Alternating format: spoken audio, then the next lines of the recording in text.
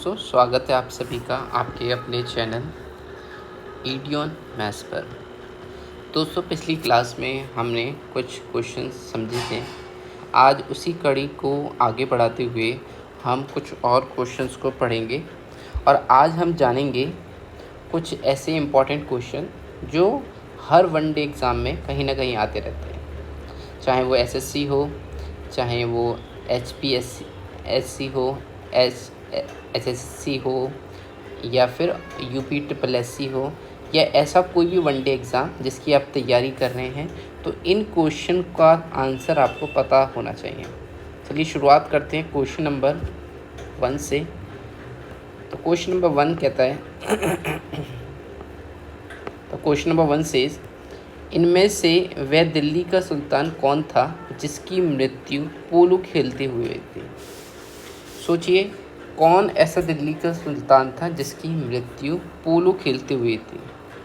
और इसके ऑप्शंस हैं कुतुबुद्दीन ऐबक, अलाउद्दीन खिलजी, फिरोज शाह तुगलक एंड गयासुद्दीन तुगलक।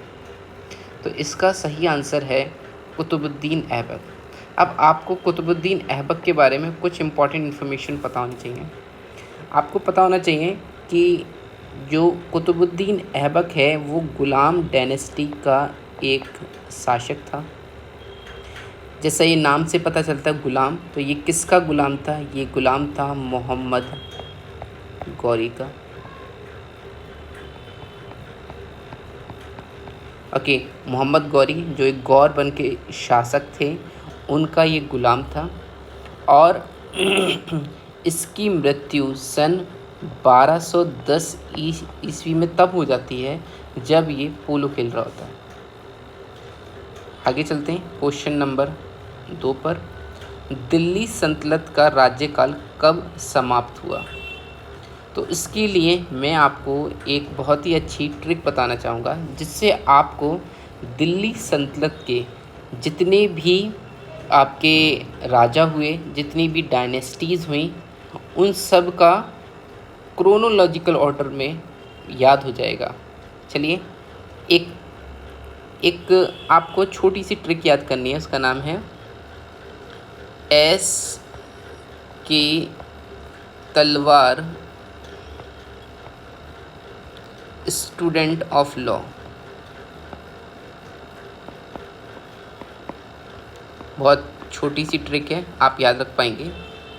और इस ट्रिक के माध्यम से आपको दिल्ली सल्तनत के जितने भी शासक हुए, जितनी भी डायनेस्टीज़ हुई, उन सबको याद करने में बहुत ही आसानी होगी। बस आपको याद रखना है, यहाँ पर 1206 से स्टार्ट होता है टाइम पीरियड और 1526 में जाकर इसका अंत हो जाता है। एस का मतलब स्लेव डायनेस्टी या गुलाम डायनेस्टी होगी। के का मतलब खिलजी वंश हो जाएगा यहाँ पर। तलवार का टी, तलवार का जो टी है उसका मतलब होगा तुगलक वंश। स्टूडेंट का एस मीन्स सैयद वंश और एल मीन्स लोदी वंश। ये सारे आपके इम्पॉर्टेंट स्लीव डायनेस्टी हैं। तो इससे पूछ रहा है कि इसका राज्यकाल कब समाप्त होता है, तो आंसर हो जाएगा 1526। अगले क्वेश्चन पर आते हैं। दिल्ली सुल्तान का पद संभालने से पहले बलबन किस सुल्तान का प्रधानमंत्री था? तो बलबन प्रधानमंत्री था नसरुद्दीन शाह का। नसरुद्दीन जो गुलाम वंश का 9वां शासक था। गुलाम वंश को मामलुक वंश भी बोलते हैं, इसका भी आपको याद रखना है।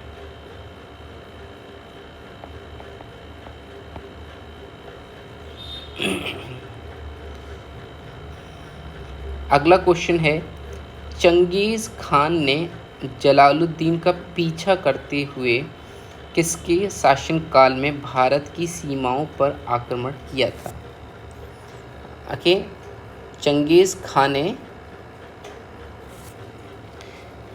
जलालुद्दीन का पीछा करते हुए किस शासनकाल में भारत की सीमाओं पर आक्रमण किया था? तो देखिए, चंगेज़ खान एक मंगोल था और आपको पता होना चाहिए जो मंगोल थे, ओके, चंगेज़ खान एक मंगोल शासक था, और जो मंगोल थे वो इंडिया के खैबर पास के थ्रू अटैक किया करते थे। ये हिमालय से, यहाँ से तो अटैक नहीं हो सकता, ये हिंद कुश की पहाड़ियाँ हैं। तो इसमें हिंद कुश की पहाड़ियों में एक खैबर पास है, इस खैबर पास से पंजाब होते हुए ये लोग दिल्ली में अटैक किया करते थे। तो जिस समय गुलाम डायनेस्टी का इल्तुतमिश राज कर रहा था, उस समय चंगेज़ खान ने इंडिया में पहली बार आक्रमण किया। ये आपको पता होना चाहिए। आपको ये भी पता होना चाहिए इल्तुतमिश वही शासक है जिसने दिल्ली की कुतुब मीनार, जो एक बिल्डिंग है जो कुतुब मीनार है, उसका निर्माण पूरा कराया। कुतुब मीनार का निर्माण कार्य पूरा कराने वाला इल्तुतमिश था। शुरू करने वाला जो पर्सन था वो था कुतुबुद्दीन ऐबक। अगले क्वेश्चन पर आते हैं। निम्नलिखित में से किसको शक्तिशाली सैन्य बल एक समूह चहलगानी के विनाश का श्रेय दिया जाता है? ओके, तो चहलगानी का जो पूरा नाम है वो है तुर्के चहलगानी। तुर्के चहलगानी।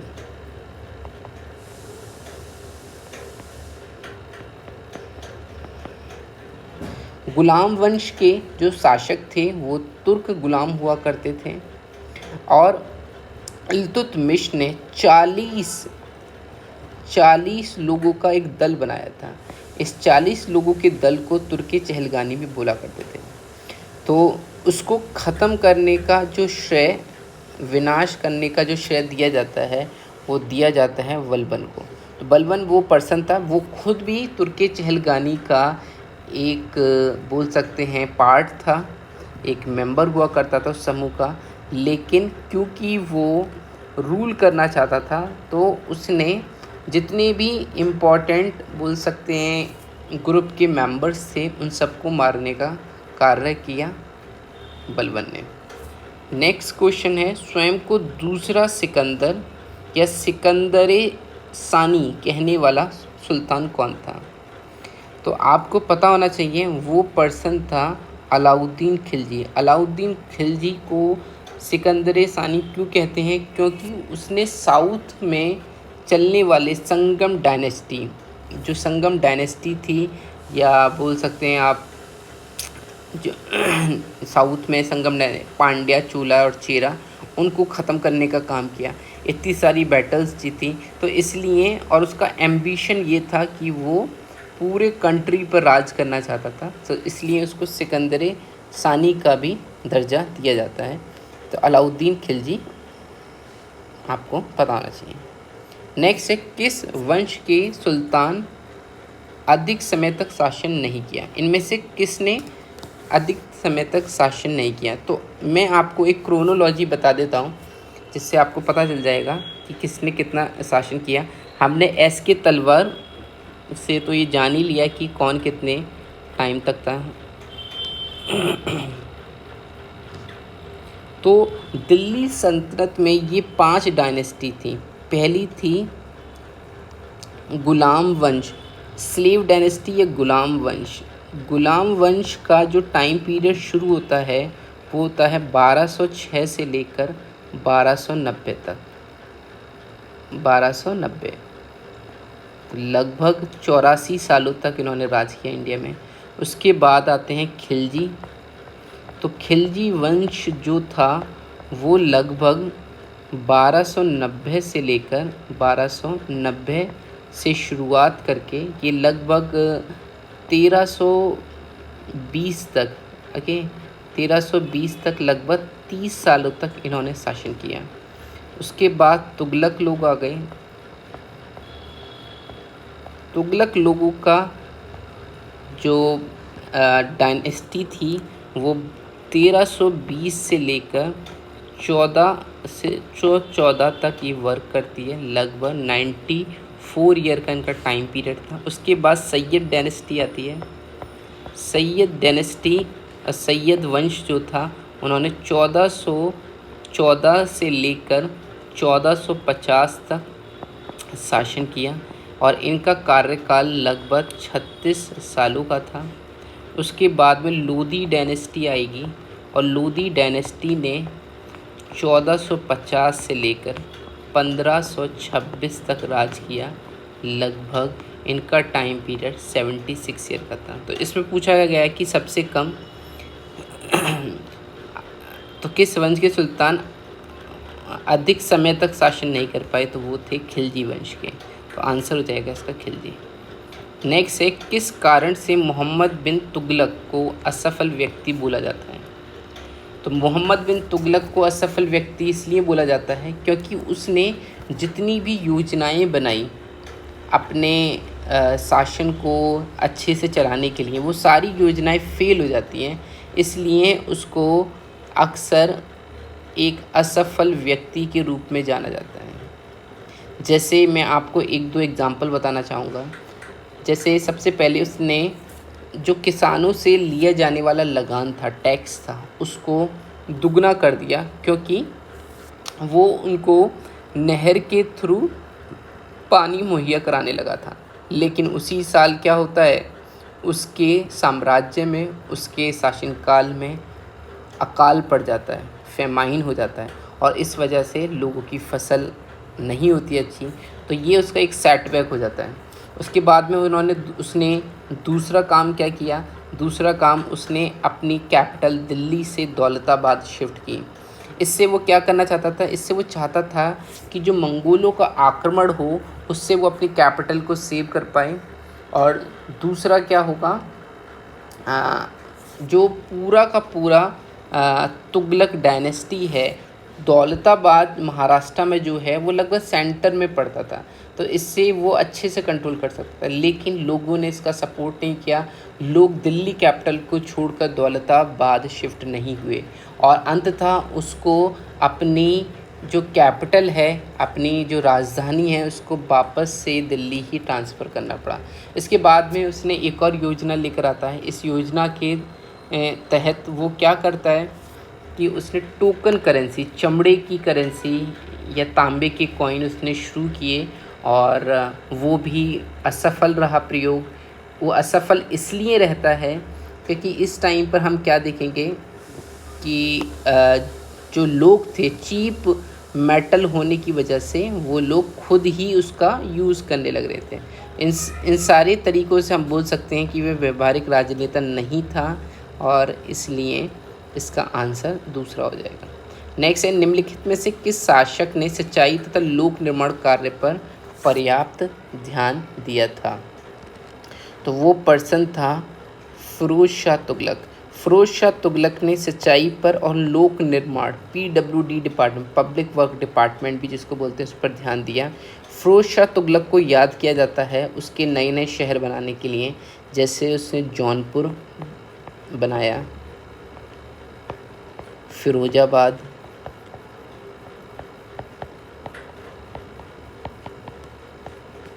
फतेहाबाद,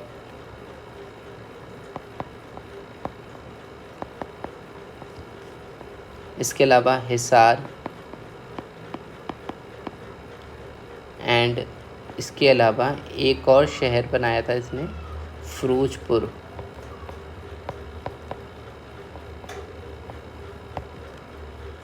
तो इन शहरों को बनाने के लिए इनको याद किया जाता है, ठीक है, फिरोज शाह तुगलक को। नेक्स्ट है लोदी वंश। लोदी वंश की स्थापना किसने की थी? तो लोदी वंश की स्थापना करने का श्रेय जाता है बहलोल लोदी को। नेक्स्ट है, निम्नलिखित बहमनी शासकों में बीजापुर में प्रसिद्ध गोल गुम्बज का निर्माण किसने कराया था? अच्छा, मैं आपको बताना चाहता हूँ कि साउथ में इस्लाम को ले जाने का जो श्रेय दिया जाता है वो मोहम्मद बिन तुगलक को दिया जाता है। मोहम्मद बिन तुगलक या MBT आप याद रख सकते हैं, मोहम्मद बिन तुगलक। अभी जैसा कि मैंने आपको बताया कि मोहम्मद बिन तुगलक वो पर्सन था जिसने अपनी कैपिटल को दिल्ली से दौलताबाद शिफ्ट किया।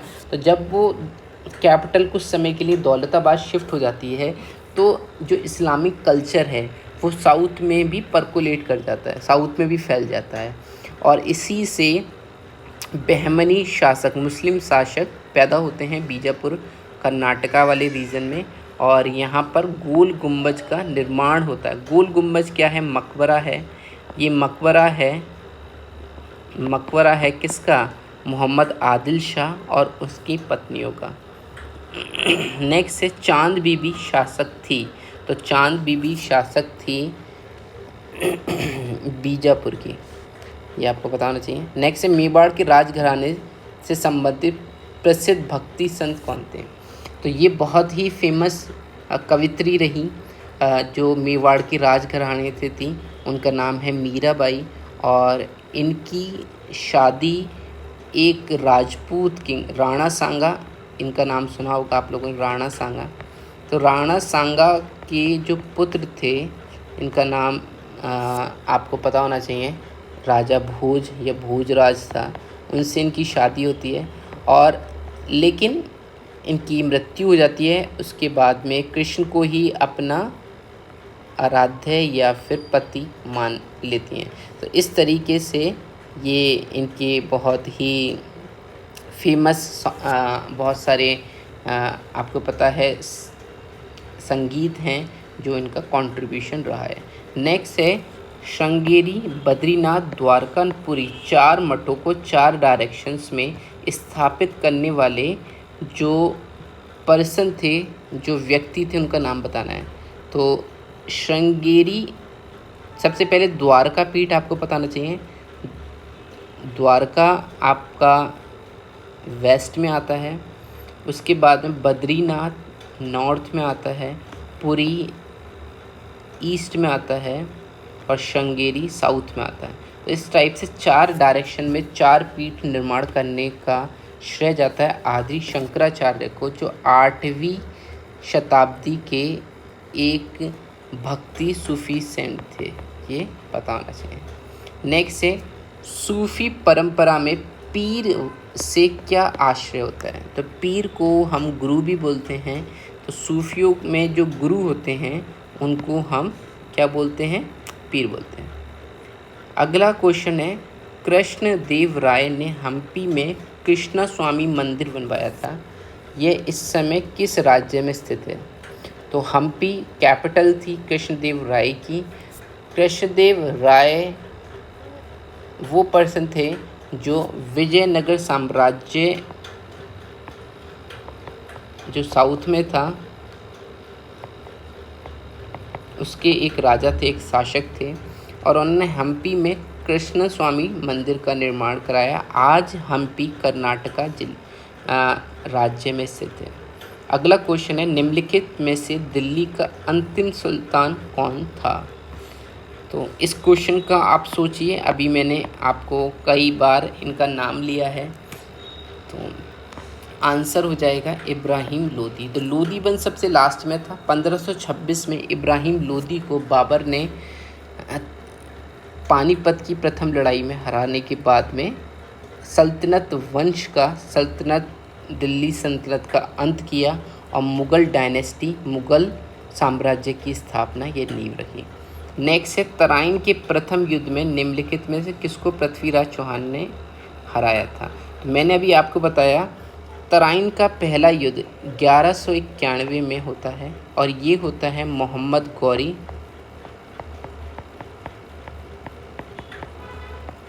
और पृथ्वीराज के बीच में। इस युद्ध में पृथ्वीराज की विजय होती है, लेकिन द्वितीय तराइन युद्ध 1192 में मोहम्मद गौरी इनको हराने में कामयाब हो जाते हैं पृथ्वीराज को। तो पृथ्वीराज हार जाते हैं और मोहम्मद गौरी जीतते हैं, और मोहम्मद गौरी अपना एम्बेसडर बोल सकते हैं किसको बनाते हैं? कुतुबुद्दीन ऐबक को।